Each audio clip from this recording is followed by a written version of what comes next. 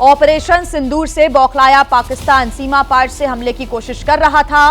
भारतीय सेना ने न सिर्फ पाकिस्तान की हर कोशिश को नाकाम किया, बल्कि जवाबी कार्रवाई में पाकिस्तानी सेना के एयरबेस और सैन्य अड्डे को भी तबाह कर दिया।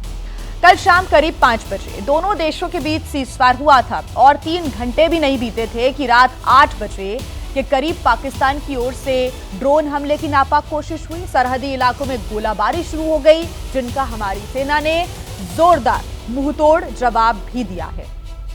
हालांकि रात 10 बजे के बाद से पाकिस्तान की तरफ से ना कोई ड्रोन आया, ना कोई गोलीबारी की गई और ना ही किसी तरह का गोला बारूद बरसाया गया। सीमा से सटे हुए जिन शहरों में 2 दिन तक ड्रोन और रॉकेट की तस्वीरें सामने आ रही थी, वहां पर आज सुबह सुबह शांति है। पाकिस्तान की नापाक हरकतों को लेकर सरहद पर भारतीय सेना मुस्तैदी के साथ खड़ी है।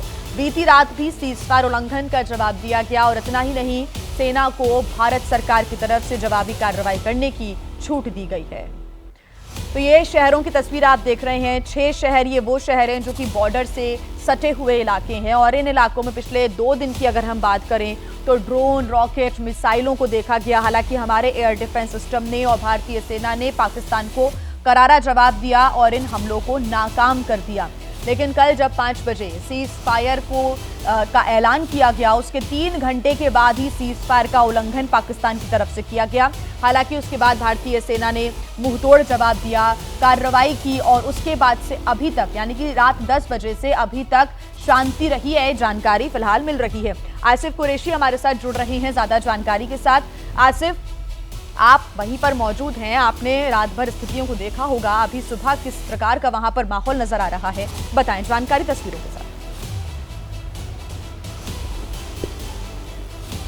जी हाँ, देखिए, इस हलचल के बाद जो कि कल तकरीबन 8:45 बजे शुरू होकर तकरीबन आधे घंटे तक जारी रही, लोग काफ़ी डरे हुए थे कि कहीं जो समझौता हुआ है युद्ध विराम का वो टूट तो नहीं गया, क्योंकि सरहद पर रहने वाले लोग ही जानते हैं कि जंग का मतलब क्या होता है और वो खौफ की रातें या वो खौफ के दिन जो गुजर रहे थे, कब ड्रोन कहां से आए, कब एंटी एयरक्राफ्ट सिस्टम चालू हो जाए और धमाकों की गनगरज से ये पूरा इलाका गूंज रहा था। कल इस समय भी लगभग 24 घंटे पहले हम एक और हमले की बात कर रहे थे जो सुबह सुबह श्रीनगर के हवाई अड्डे पे हुआ था और विभिन्न इलाकों में हुआ था, कुपवाड़ा में हुआ था, बारामूला में हुआ था, जम्मू के विभिन्न क्षेत्रों में हुआ था। लेकिन रात भर की खामोशी के बाद कहीं ना कहीं लोगों में एक सुकून सा है कि शायद ये सीज फायर होल्ड करेगा और आने वाले दिन जो है वो शांति के ही गुजरेंगे। लेकिन मैं बता दूं कि सरहद पर अभी भी तनाव है, क्योंकि जो कुछ पिछले 3 दिनों या 4 दिनों में हुआ है,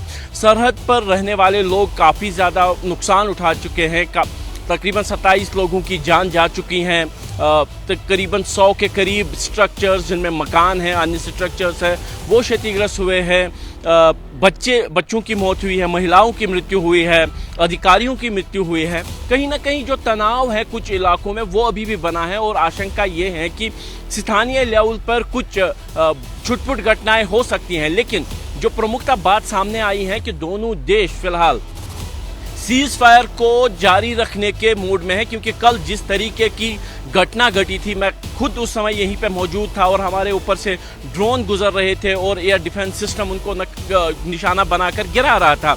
यानी अगर भारत चाहता तो उसको एस्केलेट करके एक फुल फ्लेज्ड जो है सीज फायर का वो नकार देते और एक बार फिर से दोनों के बीच में द्वंद्व शुरू हो जाता। लेकिन कहीं ना कहीं दोनों ही सरकारें इस बात पे सहमत हैं कि जो दोनों की ओर जो है जो मिसअंडरस्टैंडिंग है उनको दूर करके सीज फायर को कम से कम ज़मीन पे इम्प्लीमेंट किया जाए और अगर कहीं पे भी उस पर कुछ कहीं पे उल्लंघन होता है तो उसको स्थानीय लेवल पे ही सॉल्व करके एक बड़ा कॉन्फ्लिक्ट होने से रोका जा सके। लेकिन दोनों देशों के बीच जो तनाव है वो अभी भी बना हुआ है, क्योंकि पहलगाम हमले के दोषी जो है वो अभी भी पकड़ से बाहर है।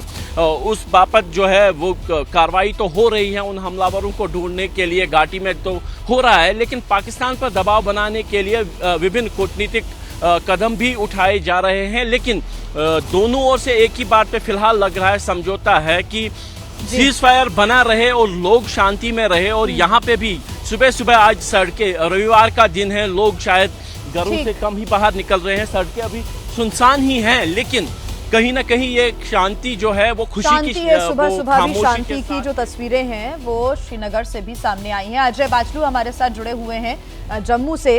अजय, जम्मू की क्या स्थिति है, कल रात को क्या हुआ और सुबह सुबह क्या देख पा रहे हैं आप? देखिए जिया, अगर कल रात की मैं बात करूं तो कल पूरी रात जो है 12 बजे रात तक मैं ये कह सकता हूं कि यहां पर एक अजीब सा तनाव था, क्योंकि 3 घंटे बाद ही संघर्ष विराम के लिए गिड़गिड़ाने वाले पाकिस्तान ने यहां जम्मू के बॉर्डर से जो है नापाक हरकत शुरू कर दी और फायरिंग शुरू कर दी। उसके बाद गोलाबारी हुई, कुछ ड्रोन्स भी देखे गए और अलग अलग इलाकों में ड्रोन्स देखे गए। तो 12 बजे तक यहाँ बहुत तनावपूर्ण स्थिति थी और पाकिस्तान जो कि हमारा एक पड़ोसी देश है उस पर किस तरह से यकीन किया गया और उस यकीन को 3 घंटे बाद ही पाकिस्तान ने तोड़ा, तो एक अजीब सी स्थिति थी।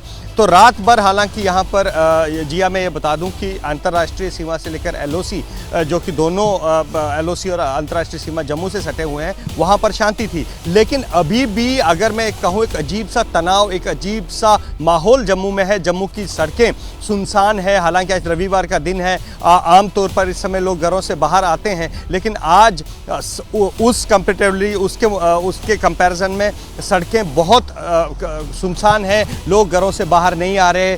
बॉर्डर पर ज़रूर, क्योंकि बॉर्डर के जो सीमावर्ती गांव हैं जो एलओसी और अंतर्राष्ट्रीय सीमा से सटे थे, उन्हें 3-4 दिन पहले ही खाली करा दिया गया था। तो बॉर्डर पर भी अजीब सा तनाव है और तनाव की ये वजह है कि क्या हमें पाकिस्तान पर भरोसा करना चाहिए। हालांकि बीती रात से फायरिंग नहीं हुई है, लेकिन इस बार बॉर्डर से भी यही एक बात सामने आ रही है। लोग इसलिए घरों में जा रहे हैं, लेकिन महिलाएं और बच्चे जो हैं वो है फिलहाल अभी भी पीछे हैं, क्योंकि पाकिस्तान पर भरोसा नहीं किया जा सकता। जैसे ही सीज फायर पर गिड़गिड़ाने के लिए 3 घंटे बाद उसने जिस तरह की हरकत यहाँ एलओसी और अंतर्राष्ट्रीय सीमा पर की, उसके बाद पाकिस्तान पर कितनी जल्दी भरोसा किया जाए, ये एक बड़ा सवाल है। और दूसरा सवाल ये भी है, देखिए जिया, हम जम्मू में बैठकर या दिल्ली में बैठकर जो है बात करते हैं सीज फायर हो गया है, लेकिन एक्चुअल उस सीज फायर के हमले को जब सीज फायर पाकिस्तान तोड़ता है, उस गोलीबारी को झेलने वाले जो फ्रंट लाइन हमारे गाँव के लोग हैं, वो काफ़ी पाकिस्तान पर भरोसा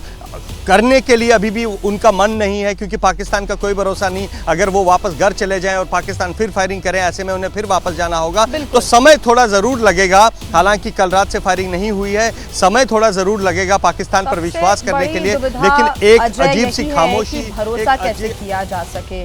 इसी वजह से जो बॉर्डर के इलाके हैं उसमें अभी भी अलर्ट है। अभी भी जो अपील है वो लोगों से यही की जा रही है कि एहतियातन जो कदम है वो उठाए जाएं उनकी तरफ से भी।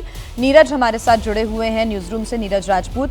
नीरज, यही अभी सबसे बड़ी दुविधा बनी हुई है कि पाकिस्तान भरोसे के लायक नहीं है, लोग कैसे ट्रस्ट करें। भारतीय सेना पर पूरा भरोसा है, लेकिन पाकिस्तान पर तो एक पैसे का भरोसा नहीं है। वो फिर से सीज फायर का उल्लंघन कभी भी कर सकता है।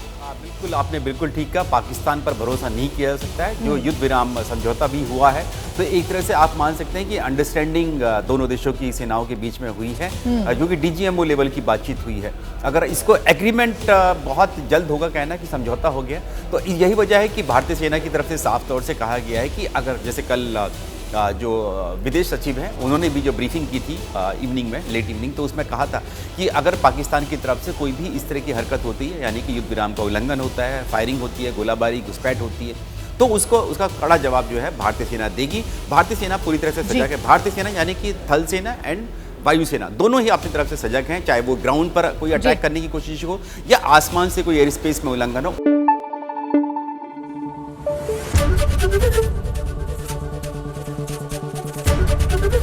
एबीपी न्यूज आपको रखे आगे।